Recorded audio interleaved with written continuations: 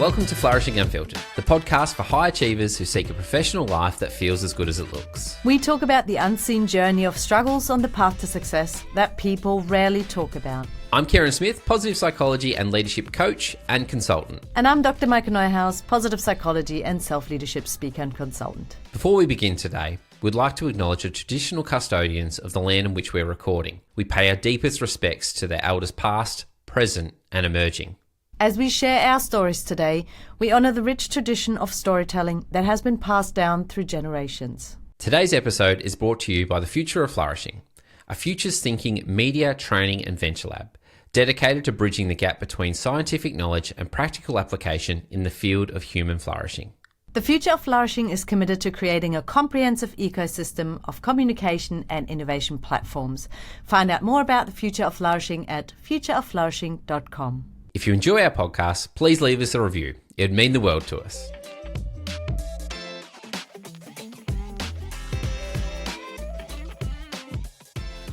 Welcome back to the show. Today I am super excited to welcome Dr. Samantha Harden. Samantha is a behavioural psychologist and 500-hour registered yoga teacher. She serves Virginia Cooperative Extension as the exercise specialist and is a dissemination and implementation science researcher. Her work centers on the yoga kernels of mindfulness, breathwork, and movement. Yoga can promote flourishing, personal, professional, and communal well-being, and longevity. Notably, all individual level health behaviours are couched within context, which leads to the need for healthy interpersonal dynamics and a focus on setting level resources, missions and values for the integration of evidence-based interventions.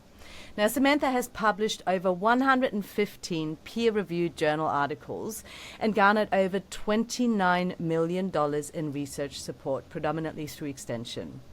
And to top it all off, Samantha is also a fabulous podcaster herself, with her podcast, Higher Vibrations and Higher Education, spanning interviews, meditations, and musings to promote flourishing at work and in life through the application, practice, and embodiment of yoga principles. And I have to say, Samantha, I'm a huge fan of the work you do, both in academia as well as through your podcast, and the way you tend to somehow be able to combine, Eastern philosophies with Western science and bring in the whole yoga principles as well. Can you briefly describe for us maybe what inspired you to start on this, basically leadership journey in academia? Well, thank you so much for having me, Micah and Karen. I'm so excited to be a bit unfiltered, and I'm happy to share that I hope to be an open book, so I'm happy to go deeper as it serves you and the audience. And in thinking about how I started, I didn't know which thread or line or, where can we anchor ourselves, and what works for me in my yoga practice is to come to this very present moment. And I'm listening to you share a bit about my bio and thinking about when I originally wrote it or when I shared it, like the things that I chose to highlight or not highlight. Like, this is an interesting process of being an academic and thinking that my worth is in, my publication record or in my grant dollars. And I'll laughingly share, I had this goal to get to 100 papers because I wanted to be able to be introduced as someone who has over 100 peer-reviewed journal articles. And I was just having a beautiful happy hour with a colleague who just does so many different things. She makes kombucha. She's like, have you ever made kombucha? And I said, no, I feel strapped for time. I don't know how you're so diverse in all of your hobbies. And she said, well, you're busy writing papers. And wow. I laughed and I thought, I don't love that that's the interpretation of me. And so to share who I am and how I got here because, as your intro says, you're talking to overachievers. We all think that making it or enough is one more accolade or paper or grant dollar or speaking invite or something else away. And the more that I can come back to the present moment, the more I can see what's truly happening and blossoming and flourishing around me. and I'll wrap with, how did I get here? I don't know. Like, there's so many different threads, but I think the biggest piece was the gift of sabbatical, which is the Sabbath or the rest of academia, which allowed me to say, oh my gosh, I did it all. I did all the things that everybody said I had to do to become someone. Am I someone now? How about now? What about now? And I think this is something we're all, talking about, and being kind of midlife, mid-career, and realizing like I'm just in the middle of it all, and I'm just learning, just like all of our listeners. So I think through experience and the yoga practice and my scientific principles, like all together, just is leading me into newly stepping into flourishing as a researcher and a flourishing researcher. So that's kind of where I'm time-stamped today. Yeah, it's really beautiful. And Samantha, thank you for starting very, very unfiltered for us as well. You've spoken around this notion of, when is it enough? Like, when am I enough? And that's one of the key themes that we like to sort of dive into. When have we felt as though we're not good enough? But what I'm curious to know is, along this journey, how do you think that those feelings of questioning whether or not you're enough impacted you? I mean, every day. I mean, through rejection or success, this your own operational definition of what is enough. And I think that as a researcher, as a mentor, as an aunt and a cousin and a daughter and a partner and all of these different roles we have, it's like, when is it ever enough? And I know we all understand the context that we're within and how that influences whether we think our bodies or our bank accounts or our CVs, or how are we serving enough? Are we engaged enough? Are we grounded enough? How has it impacted me? I think it impacts a lot of decisions, but I think that's because I've lived from the outside in a lot, right? And we know, like, self-actualization and these things are, come gently, and they often either come through tragedy or trauma, or through a breakdown, a breakthrough, a break open, whatever, each person's experience has been. But when we're waiting for someone else to say that we're enough so that we embody that we're enough, that's where I think a lot of this brokenness or loneliness or these things can follow us. But yeah, I would say it impacts a lot. And what I have found, even yesterday for my lab meeting, we all came together and I was so tired. I got sunburn and I was tired, and we're coming together, and like my face just felt like it was melting, and I could see in their faces, like, we're not ready to talk about the science yet. And I said, how are we all feeling? And there was kind of a pause, and I said, what if we start our lab meeting today in a 7-minute shavasana? And when the song ends, you can start coming back to the group, and if you end up taking a 20-minute nap, we'll come get you when we need to. How many people napped? I didn't ask. Did anyone join the meeting? Yeah, and I think maybe that's like a shift into the positive, is that there's a part of me that thinks like we don't have enough time, we don't have enough, whatever. And it's like, no, actually abundance comes from that ability to let go of or to embrace the vulnerability of saying, I'm tired too, like, let's lie down and see what comes. And then we can come back to the meeting more present, more grounded. But I don't know if that answers the not enough, but I think it's like, we put on this facade of like, what is a perfect professor? What is a perfect researcher? What's a perfect podcaster or podcast, like all of these things of like, and I just, for me, the freedom of letting go of all of the noise, and every time I model that for people who are more junior than me, I come more alive. And so that's what I'll say is like, the more that I can say, I too feel like I'm not enough, and here's a practice that worked for me, and then the next generation can see that this is the human experience, I think. Yeah, wow, there's so much in there to unpack. The whole idea of living from the outside in, I mean, that's a big one. And I often feel as though in my own practice, one of the things I help people with is exactly that switching from living from the outside in or living a life on other people's terms based on societal norms of success, right? Reputation, fame, wealth, financial wealth, whatever that might be, to how do you actually define your own metrics of success and happiness and of a good life. So I think that's a really tricky one to achieve, especially when you work in a field where you have very strict KPIs, key performance indicators, especially in academia, where it's like publish or perish, right? You have to pump out these publications, and it does become quantity over quality, and therefore maybe something that's not so close to your heart anymore. I don't know. I just wonder, how do you navigate that? How do you switch from living from the outside in to the inside out? How can you let go of some of those external KPIs? Perhaps, I don't know, do you need to? Yeah, so for me, it's been a lot of a spiritual journey. I'm involved in multiple programs and my yoga. Like, I have a lot of practices to work on that and to anchor. Now, with these KPIs, and I love that, I guess the thing that I like to think about is, I'll borrow from my husband. He says, "You're not in traffic, you are traffic."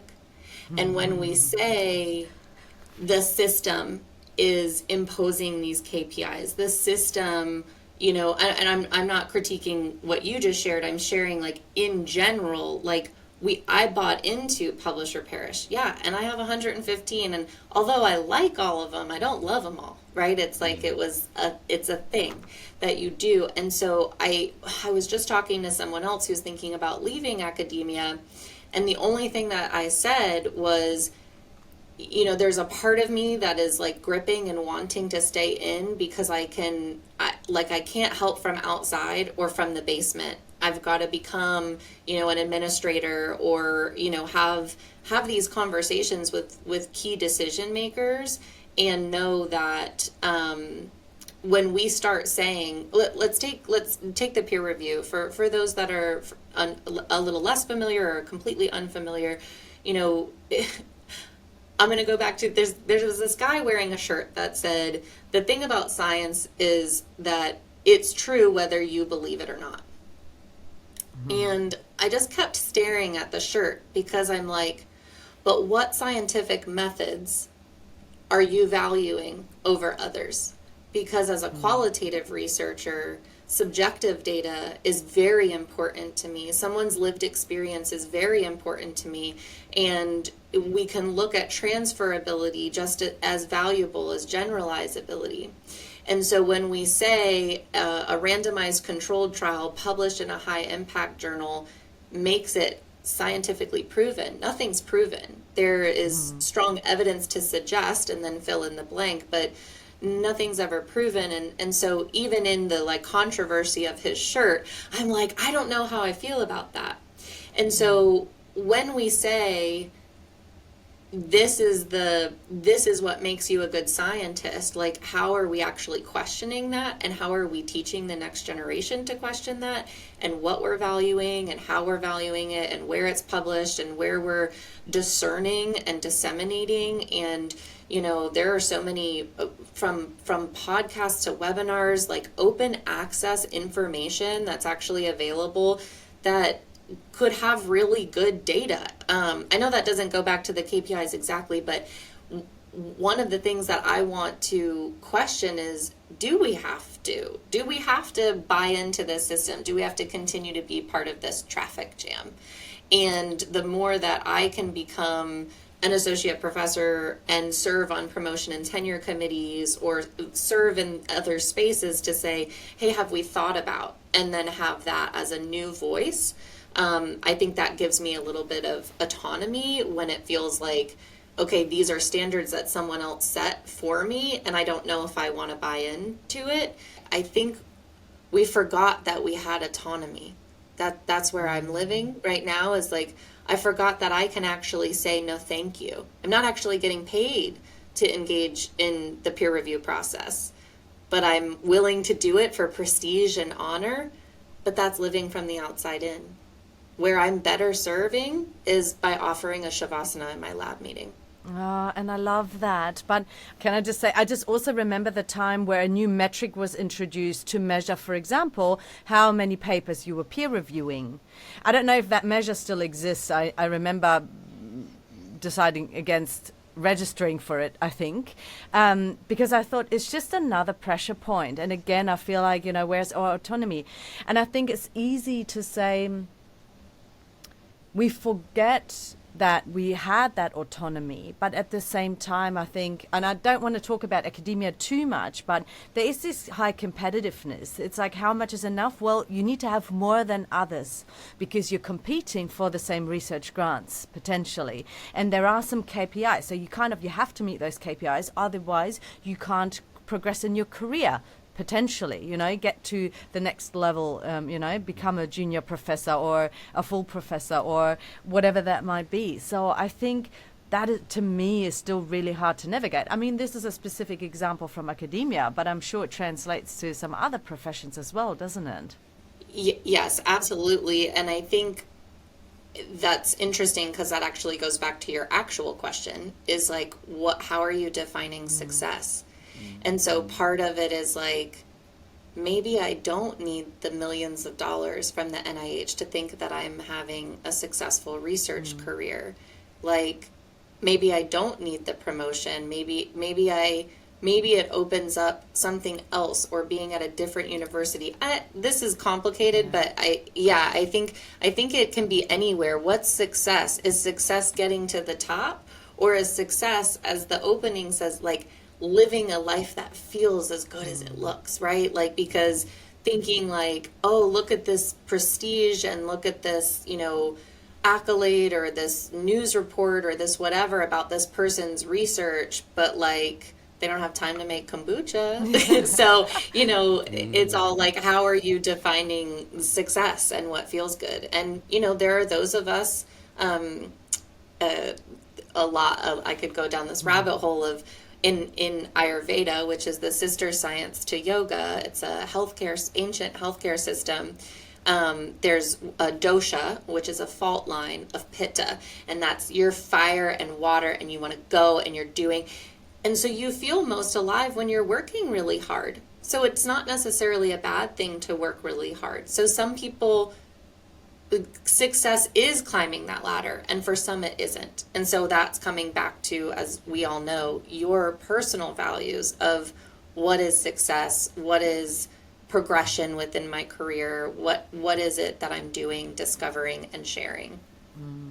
Amazing. I really love that, Samantha, and I think that whilst maybe not all of our listeners are working in the field of academia, but many of them are probably experiencing a lot of what you're talking about, that comparison to other people in their field, that notion of working really, really hard, and you mentioned burnout there. I'm curious to know, and for our listeners, trying to gift them a couple of little tools and ideas and strategies. Do you have any like daily practices or grounding techniques that you like to use to help sort of stay on top of these things? Yes, I do.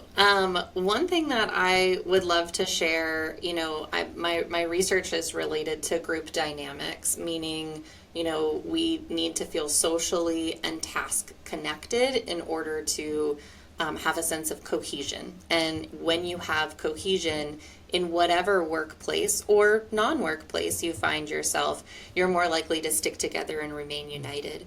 And so for me, the social support is one of the number one tools for mental health, mental well-being, spiritual health, and it guides me, because I think a lot of times we do sit in comparison, but what I like to look at is cooperation.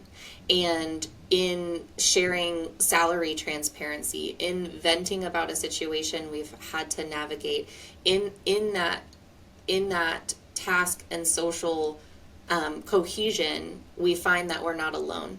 And I think a lot of people, good and bad within social media, but voice and face-to-face connection are where our brain is actually going to process that we've been supported or interacted with another human. So if we're just emailing and texting, we lose that piece of humanity. So I would say my number one tip every day is to connect with another. And that could be smiling at someone on the metro, all the way to a FaceTime conversation or to a dinner with a beloved, right? Like it can be very small, it can be very big, but just some way to know that you are not alone in this journey. So the group dynamics is really key. And then some other practice of moment-to-moment awareness or mindfulness or meditation. Those terms are often used interchangeably. They are distinctly different, but however you want to embody that moment, there's so many different techniques. One is like, give me just 5 breaths in and out, no matter what's happening and where you are, and just watch your physiology change. So breath is where I find pause, it's where I find my higher power, and it's where I can come back to me. So I don't think many of us are intentionally breathing every day.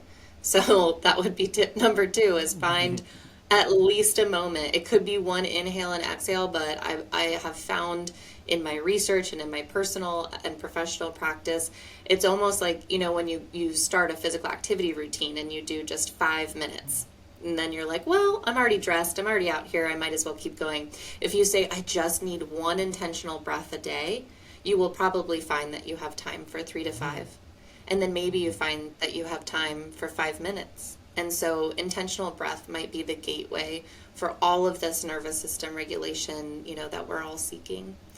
And then my other strategy is movement. I can't help but say movement is medicine. And I think that, in the United States, we have what's called the Move Your Way campaign. I think a lot of people think when they think about movement or physical activity or exercise, it has to look a certain way, again, like through social media or context or social norms, but movement can be gardening, it could be throwing a ball with your dog, literally anything to move this vessel that holds your soul, because then we can become more embodied and we can focus on the emotions, right? Emotion is energy in motion.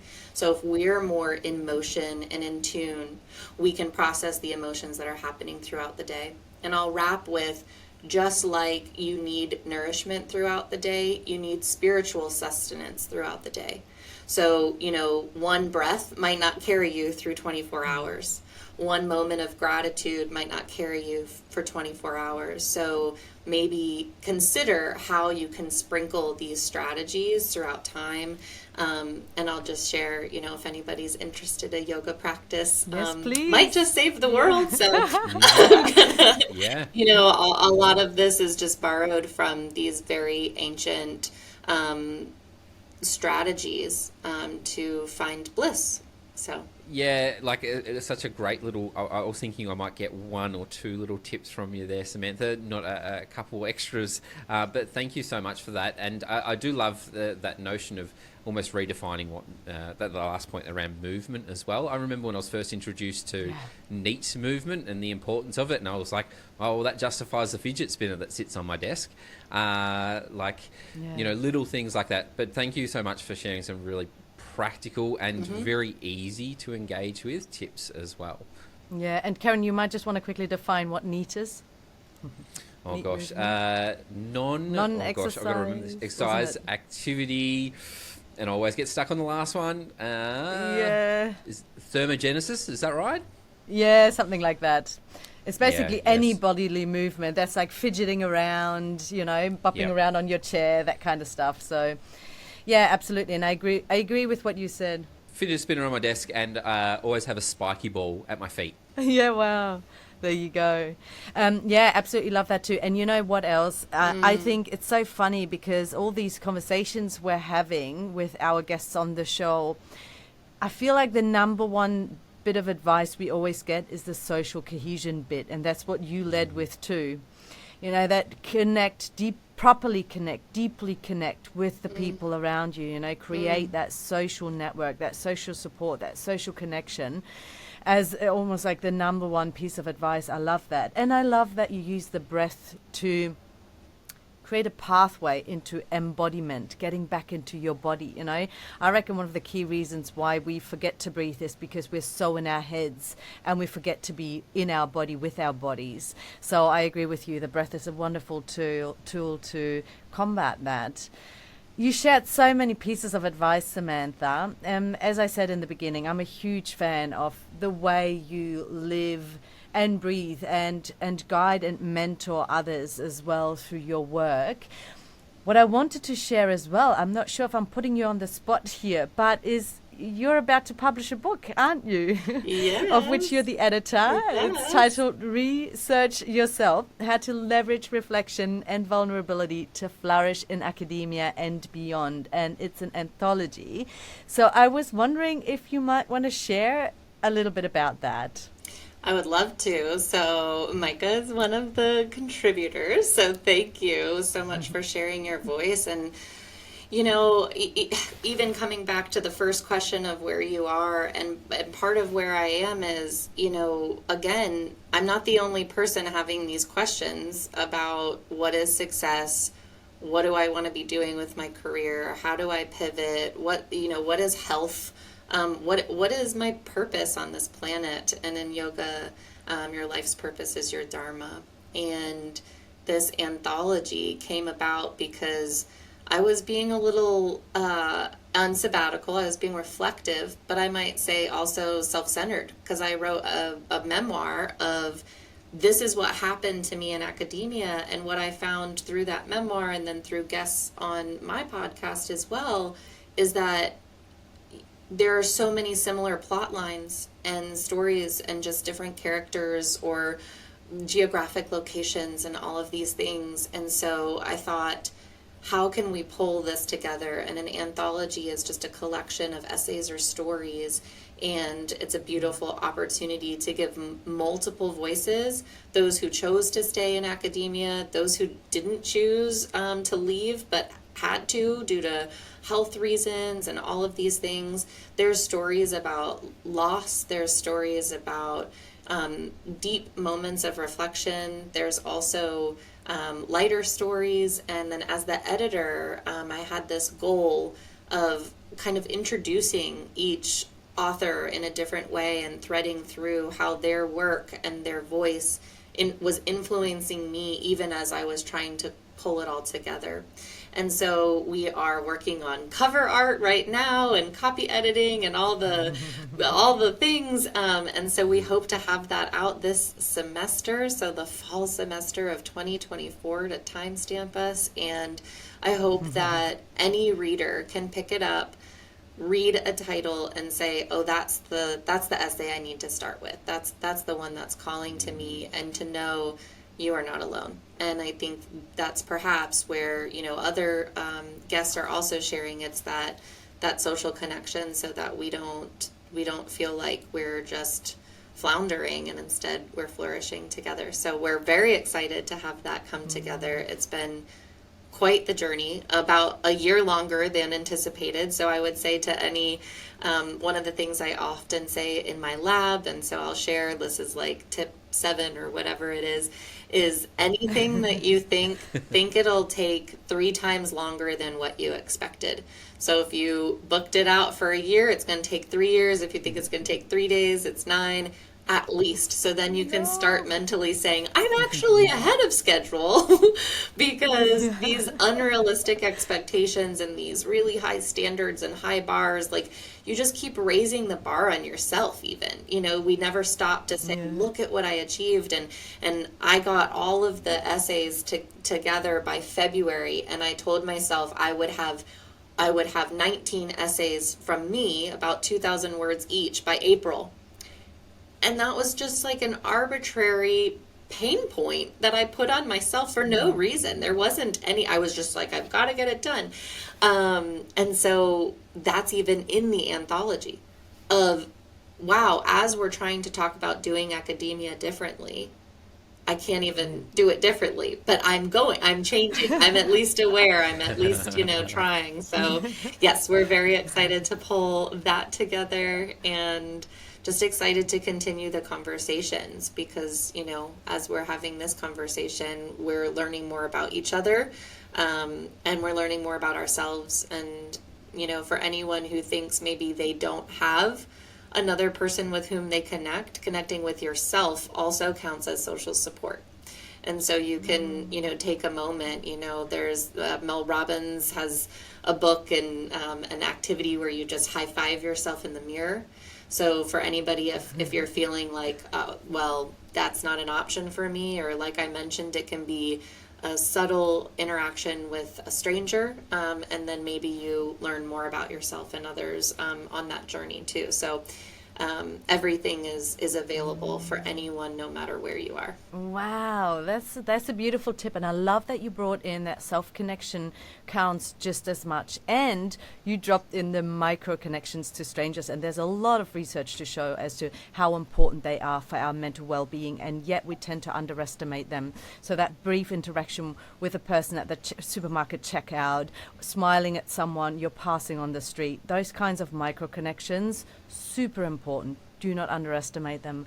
Absolutely love that. So the anthology is going to be published later this year by Virginia Tech Publishing. And I also love that in the process, you got us to peer review each other's chapters. And even just that, and I bet I'm not the only one, but the person with whom I peer reviewed, like we peer reviewed each other's chapters. And it's like you've instantly developed so much respect and love for that other person. You instantly feel connected and like, yeah, we're brothers, we're sisters, whatever.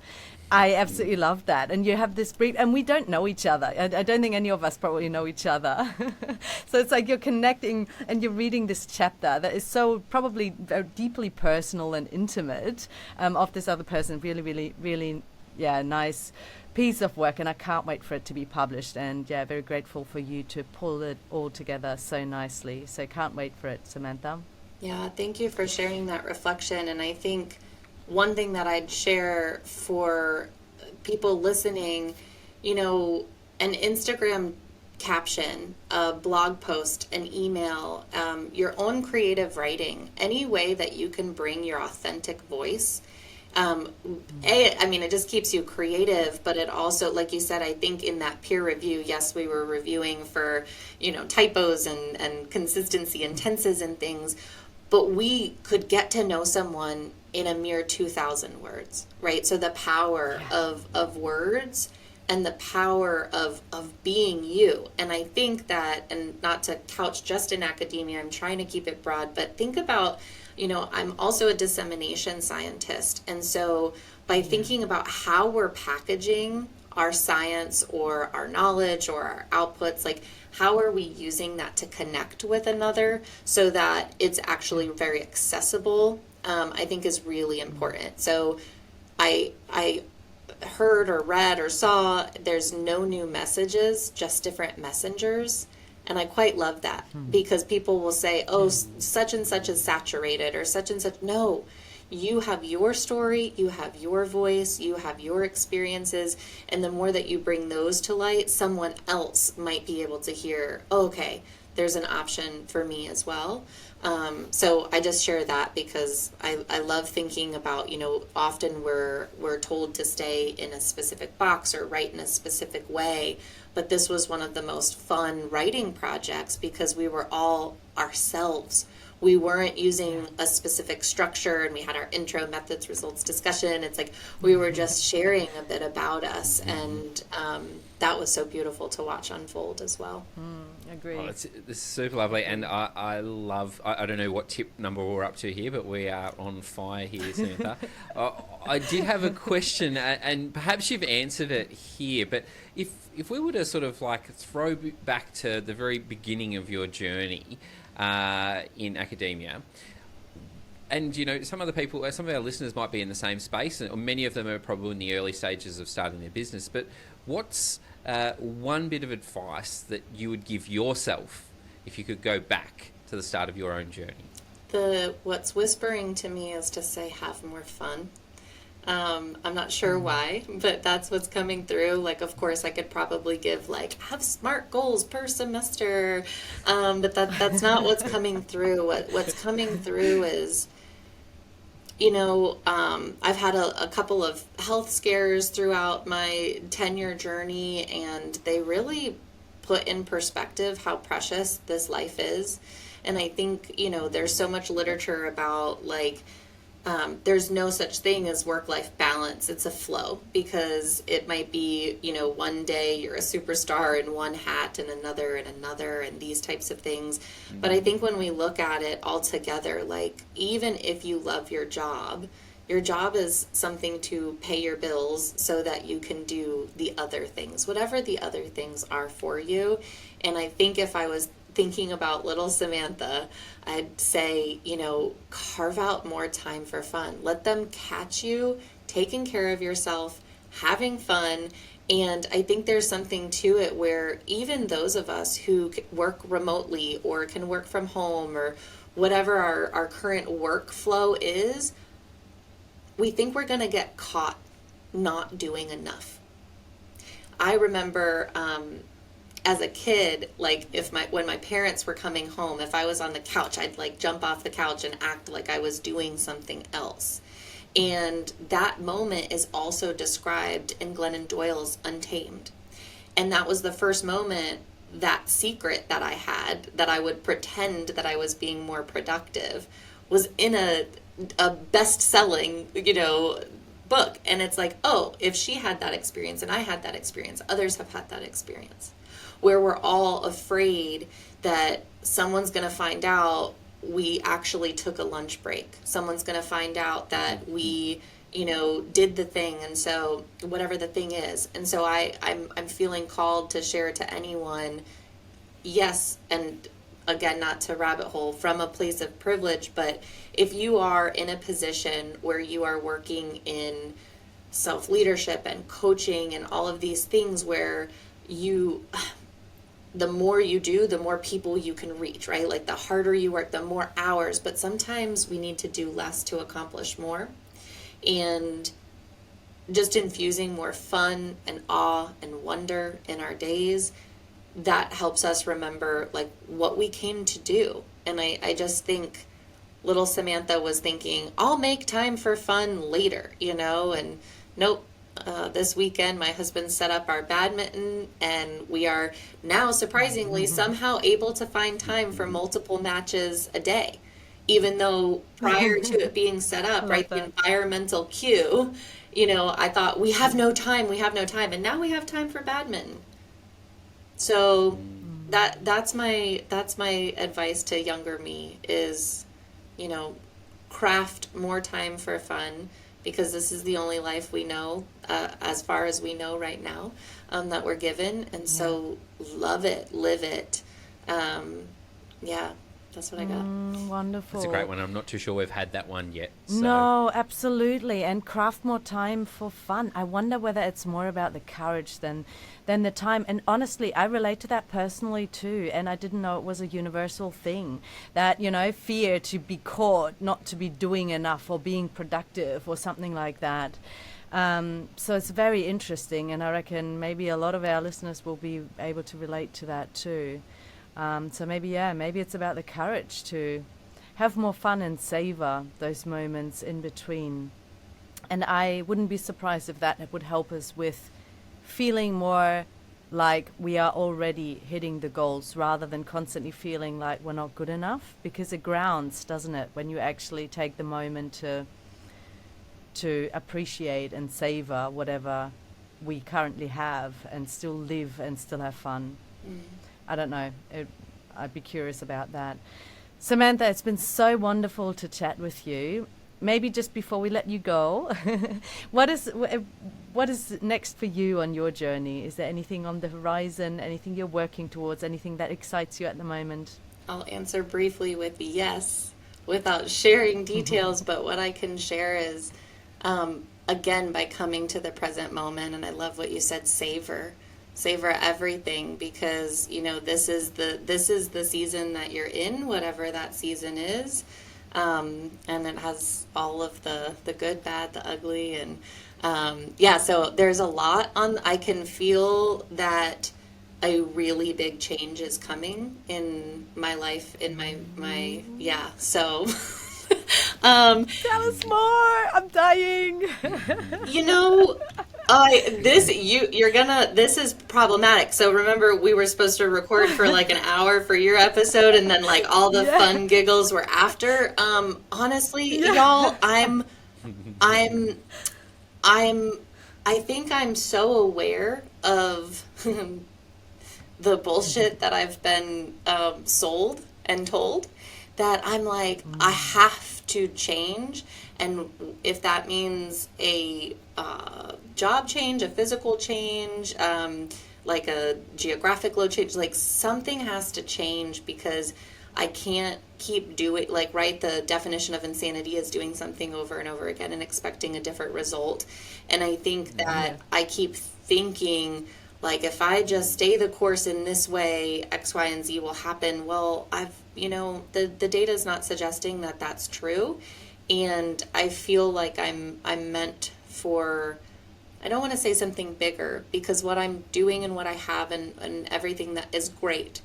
But something is calling to me to, it's just more yoga. Like that's it. Like I kind of want to open a brick and mortar wellness space. And I want, In Australia. well, it can become a multi-site. Have to. Yeah. Yeah. Ooh. Yeah. Yes. Next up, 200 hours away.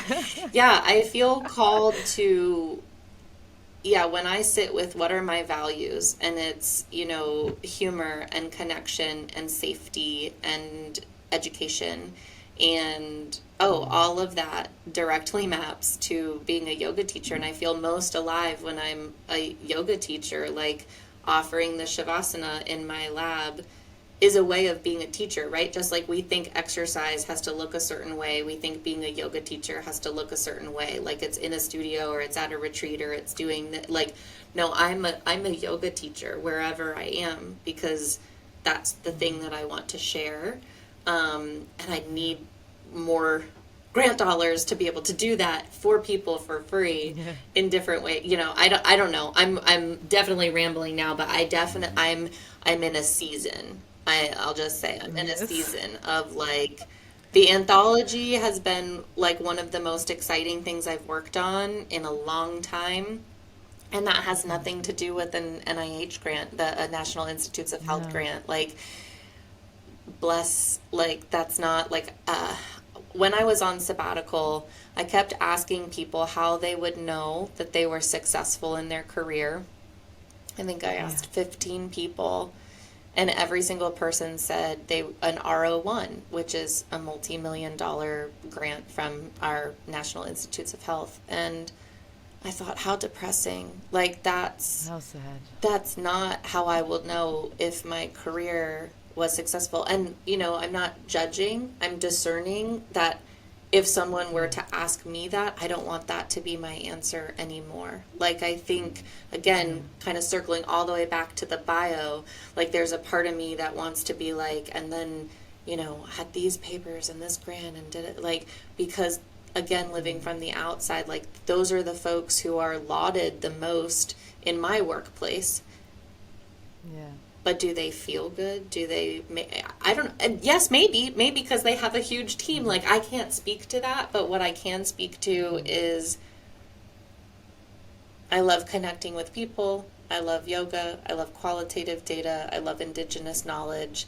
And it's been very challenging to try to get funding in the traditional ways. So I'm trying to find something non-traditional so that I don't burn out.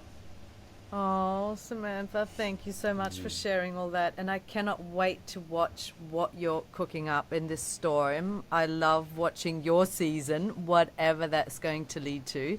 Cannot wait. And Samantha, I dare say a few of our listeners will be very curious to see what the next stage looks like. Where would be the best spot for them to sort of follow along in your journey? I mean, I love that Micah shared. I didn't even send the podcast in my bio. Like, the anthology is going to be the best place. And of course, if you're interested, Higher Vibrations and Higher Education podcast. And I'm also used to be very active on my Instagram handle, Sincerely Sama with 2 M's. And, but Karen, to your question, I'm like, I don't know where they'll find me because I'm feeling really insular.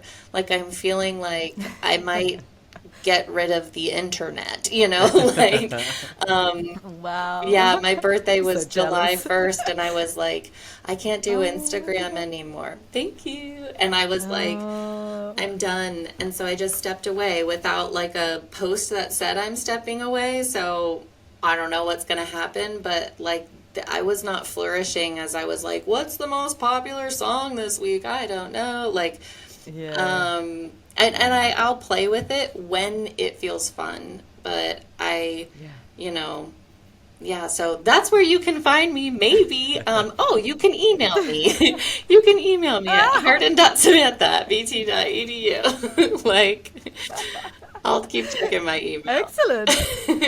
And obviously we will link, I'm still going to link to your Instagram. I'm guessing they can find you on LinkedIn too, no? Aren't you on LinkedIn? No. Well, I mean, yes, No. you can find me there, but I have a profile, yeah, but I'm not active. I probably check once every 6 months. I do have a lab website that you can share as well. It's parsilab.org. That would be the best place. And come find me in Costa Rica in April of 2025. Yes. We're offering our next retreat, 7 days in beautiful Nosara, Costa Rica. Beautiful chakra informed classes every day, just vibrant food and an amazing community to flourish for a week if you can. So that's where I would love your listeners to find me. Life goals. I'm so going to try and be there next year. I know I didn't make it this year and I had massive FOMO. Thank you for sharing the beautiful photos on Instagram. Yes, It looked amazing. Yeah. Okay, wonderful, Samantha. Thank you so much for joining us today. Yeah. It's been such an honor to be able to chat with you about all these things. As we mentioned, we're going to link to you. Hopefully people can find you or connect with you somewhere, somehow. Yes.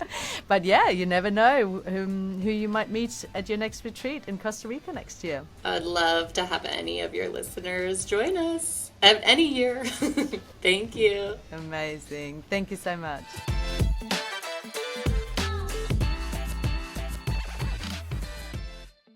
How was that, Karen? I mean, such a long chat, but I feel like she just dropped so many snippets of wisdom and insights. And what I loved in particular was that she comes from an academic background. I know not everybody will be able to relate to that, but obviously we're hosting a number of different guests from different professional backgrounds. So for me, as a former academic, this was very interesting. What did you think? Yeah, I love this conversation, and as we sort of said during the episode, I don't know what tip number we got up to, but there were many in there, and yeah. I'll acknowledge too that not all of our listeners would be in the field of academia, but I think there's a lot that we can take from that too. One of the big things that I wrote down was like self-awareness. I think that Samantha's very attuned to that, and that tail end of the conversation, she really lent into that. But I actually wrote it down quite early on in the conversation and then put a couple of lines underneath it towards the tail end to say, this is a very heavy theme here that I'm picking up from these conversations. Yeah, absolutely. I agree with you. And isn't it so interesting? Because one of the big things she spoke about was the whole idea of living from the outside in, and that whole notion of how do we actually define success? Because, for example, in academia, as in most professions in their own way, success is defined by certain KPIs, right? And so we all chase this metric of success, however it's defined by society in our private lives, by the KPIs in our professional lives. But where does it leave us in terms of how we actually define success? how, a career or a life actually feels good to us, no matter how good it looks to the outside. Yeah, and this is a beautiful point that I think that Samantha did a great job articulating around and her thoughts and insights around it. And I also love the fact that there was this willingness as well to sort of challenge the status quo when she kept on speaking around, I'm going to keep asking questions about things. And I love that because I think, when we think about systems and, we can just often adhere to the system and just become another cog in the machine. Being brave and challenging that, it's a bold thing to do. But I really love that part of the conversation. Oh, absolutely. And didn't she drop so many one-liners? And I think my favorite one is, you're not in traffic, you are traffic. What a powerful statement, because I agree with what you just said. I think we are inherently so lazy. I don't know if lazy is the right word, but once we have a direction in life, once we're on a trajectory, we tend to keep that trajectory, right? Because it's easier to keep going away than to change your path, I think. And I find that so almost like, in a physical way. If you're traveling in a car and you're going around a corner, you can feel it that way. But I feel like in such a metaphorical way in life in general as well, because change is hard and it's just always easier to go with what you already know. So when we feel like we're in traffic, that whole, you're on your career path and these are the KPIs and this is how success is defined and this is what you need to achieve in order to be deemed successful, it's so much easier just to go with that, even though, of course, the journey can be really hard. But rather than trying to create something new, redefining KPIs, reinventing, not the wheel, but reinventing the way these journeys could look like. I don't know. What do you think about that? Yeah, and this is an important point too, and I think for many of our listeners are probably, if we've got people that are very in the early stages of starting their business, or if they're looking to lead in a slightly different way, because she spoke of this notion of comparison to other people. And if everybody just keeps doing the same thing in the same way, we don't end up doing anything different. There's nothing that makes us sort of stand out a little bit. And this is something that I think I've been very fortunate in my journey to have people lead in different ways and be creative about the way that we do things. And we might source inspiration from other pathways and trajectories that we witness. But it's important to do two things here. Be a little bit different, be a bit bold, but also what Samantha said too, be authentic to yourself. And that's really important. And I think it's easy for us to lose that when we compare ourselves to others. Yeah, absolutely. I agree with you. I find it so hard. I don't know. I feel as though not many people have those living examples of, living in a different way in their lives. I don't know if you're comfortable or if you can, but are there particular people or examples or ways of living or ways of crafting your career or anything that come to mind when you think about this? Yeah, I think I have had several people that have been quite instrumental in changing the way I think in this space, and have helped me sort of go, well, these are the skills that you've got. This is what you're good at. Why are you just pigeonholing yourself to doing this type of work? And I think even back to when I was working in schools, I was sort of known early on in my career as being someone that was a very passionate advocate for well-being. And then somebody said, well, why don't you get into curriculum design and then influence well-being in your curriculum design as well? And I hadn't really thought about that. And so that was sort of like maybe the first light bulb moment where I was like, oh, actually, there's some great transferable skills here that I can lend to, to another area of my work.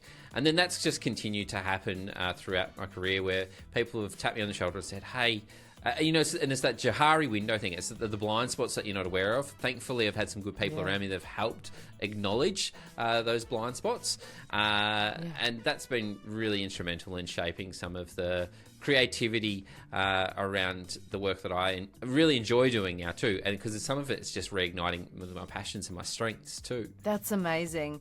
And I feel like it almost brings us back to that whole idea of social cohesion, which Samantha mentioned as well, social connection, social support and so forth, because I agree, it's so important, and from my own experience too, but I also feel as though it is so hard when you don't have that. And, as you know, I've lived sort of a little bit differently and outside of the box, not just in my own career, and the way I crafted my own career right now or over the last few years, but also personally, you know, living overseas, maybe choosing homeschooling for a number of years for my children, you know, living as a digital nomad with my children who are a little bit older already and so forth. And I feel like, you know, even that induces so much anxiety in people outside of our family that people tend to express concern more so than encouragement. I don't know if that's your experience as well, but that is certainly my experience. I feel like there's so much such a general level of anxiety to do things differently and step outside the norm and try to do things differently, whether that's in career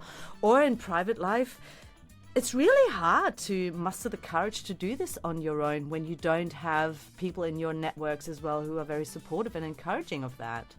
Yeah, and you're right on the money here. I think having that close-knit group of people that are supportive, but also realists as well. And I know that I've got different people within my friendship circle that will give me different feedback, and some will be very, from in the education space, like DeBono Black Hat, very critical and quick to judge and assume. But these people can be really helpful too in helping you think of the questions that you might be missing. You know, there might be a bit of bias that creeps in some of the work that we're doing because it's so energized around it. So it's helpful to have these people, but it's also very helpful to have the supportive people that go, "Oh, that's bold, but I like it. Tell me more." And then that often opens up some really great conversations around, well, how can I make the idea better? Tell me what you think. Getting those other opinions. Yeah, exactly. And I guess, that's where we come back to the whole idea of having that strong connection to yourself and sense of autonomy, but also, deep self-knowledge, because if there's something you can perceive within yourself, whether that's your values, whether that's your passions, your interests, whatever that is, other people can't see that. Other people can't read our minds. Other people, don't feel our feelings. We need to be our first and foremost, we need to be our own biggest cheerleader and advocate as well, right? And communicate that, I guess, so other people can actually see that too. Yeah, absolutely. Absolutely. So many good takeaways from this one. I'm not too sure if you had something that was a key one. I do have one here that I haven't mentioned just yet, but I'm curious. Share it. Yeah, okay. So it was that last and final bit of advice that Samantha gave us around having fun. And it reminded me of the importance of finding things that we enjoy and giving ourselves time to do them, permission to do them as well. And it reminds me of a great little talk that Simon Sinek was giving in this space, where he was talking about the story of two lumberjacks, and both would start work at the same time each day, like a 9 to 5. And one of the lumberjacks would work all the way through from 9 to 5, and the other would stop and disappear for an hour at midday. And this trend continued for some time, and the first lumberjack that was working the extended hours questioned the other one and said, "Can you tell me what you go away and do for an hour during the day? I don't get it, because you come back and you're producing more wood than what I am, but I'm working longer hours." To which the second lumberjack just simply turned around and said, "I go away and I sharpen my axe." And I think that, it's important for us to acknowledge and know what that sharpening of our axe looks like for us as individuals, because it's going to be very different for everybody. But, having fun is a very important aspect of ensuring that our work also is fulfilling and can be enjoyable. Yeah. Oh, absolutely. Because it lights our fire, doesn't it? Sharpening the axe, having fun, because this is what Samantha was talking about, savoring, taking those moments to have fun, to follow your passions, to do what lights your fire. And that's the energy we'll probably use to then push through the hard parts. Absolutely. I always say, You know, we know that joy is so important in life and for flourishing, for our mental well-being. You know, it's one of the three elements. If you take Corey Key's flourishing framework, you know, emotional well-being is one of the three factors, psychological and social well-being being the other two. But, you know, having joy, those moments of joy and pleasure and so forth, gets a bad rap, doesn't it? Because we think of it as being so hedonic, as in hedonism, as in just pursuing materialistic joys or something like that. And it shouldn't be that. Research shows very clearly that we need both. We do need those moments of joy and that hedonic type of happiness as much as we need the eudaimonic type of happiness, the deeper level of meaning and fulfillment and personal growth and accomplishment and deep engagement in life and so forth, you know. I just find it interesting because as a society, I think we've done a really good job at devaluing the importance of joy. Yeah, I was just about to say, I don't think we embrace it nearly as much as we should be. And, you know, I think that's a really strong, solid point to sort of, well, at least wrap up my thinking. I don't know if you had anything else there. That's a great key takeaway for me, though. No? Yeah. All right, excellent. Well, hopefully our listeners really enjoyed that conversation and hearing us pull it apart. We are most definitely just getting warmed up with these conversations. So if you're enjoying what you're hearing, please stick around. We've got some very exciting guests in the rest of this season's lineup.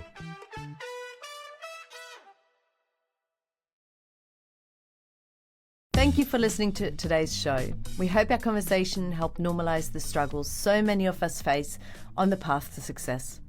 While on the outside things often look like sunshine and rainbows, this is rarely the experience for anyone behind the facade. But instead of letting that demotivate you, we hope it does the exact opposite, to let it fuel you to keep pursuing your purpose and realize your potential. Just without the added burden of feeling inadequate and a little more patience, some tips and self-compassion instead. For further info, head to our website, flourishingunfiltered.com, and get in touch with us via our socials, @flourishingunfiltered. Now, if you or someone you know is struggling with feelings of loneliness, low mental health, or suicidal thoughts, please know that there are people who care and treatments that can help. We've compiled some helplines for you in the show notes. It's a wrap for Flourishing Unfiltered today.